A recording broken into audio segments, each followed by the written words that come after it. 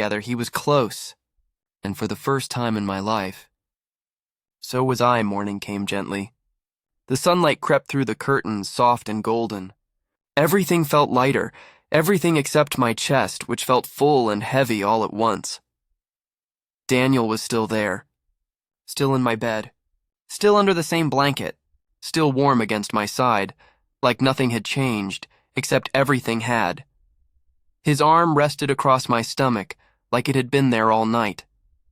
Our legs tangled, his breathing slow and steady. I stayed still, staring at the ceiling, trying to make sense of it all. Was it just one night? Would he pretend it hadn't happened? Would I?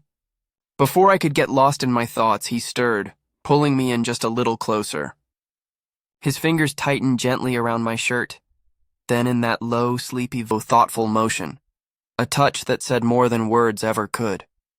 "You still want this?" He whispered. I didn't answer with words. I just leaned in. Our lips met softly, a careful, hesitant touch that held everything we'd been holding back. It wasn't rushed. It wasn't loud. It was real.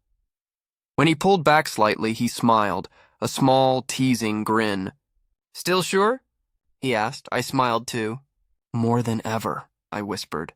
That invisible wall that had stood between us finally disappeared. It wasn't just something casual.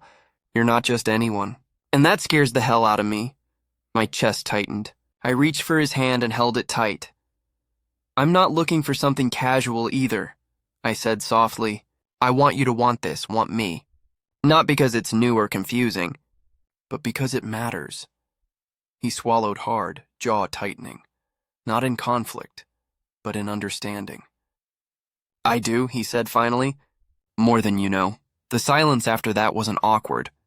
It was thick, heavy, real, like we'd crossed a line and neither of us wanted to turn back. Third behind me, his voice rough from sleep. "You're still here." He pulled me closer, his breath warm against my shoulder. "Not going anywhere." My throat tightened. It wasn't just what he said, it was how he said it. Soft, steady, like every word came from somewhere deep. And maybe I needed that more than I ever realized. We stayed there for a long time. No rush, no panic, just quiet breaths and hearts that somehow found the same rhythm. Then he shifted, rolling me gently onto my back, his tired eyes finding mine in the soft morning light. "I meant what I said last night," he whispered. "I know," I said quietly, "and I'm still scared." "I know that too. Not when we shared coffee, laughter, and silence that felt safe." He didn't hide. He didn't run. He just kept looking at me like he was still discovering me. And like every part he found, we didn't label it. We didn't announce it. But that day I knew. He was mine and I was his. 3 days passed. 3 nights of tangled warmth and whispered words. 3 mornings of sleepy smiles and soft touches that lingered longer than they should have. We still hadn't talked about what we were, but we didn't need to. Not when his hand found mine under the table. Not when he leaned into me on the couch like gravity itself wanted us together. Not when his eyes told me this wasn't just a phase. It was something real. It wasn't just attraction anymore. It's him. "Why now?" He smiled softly. "Because I'm done hiding. Not from them. Not from you. Not from myself."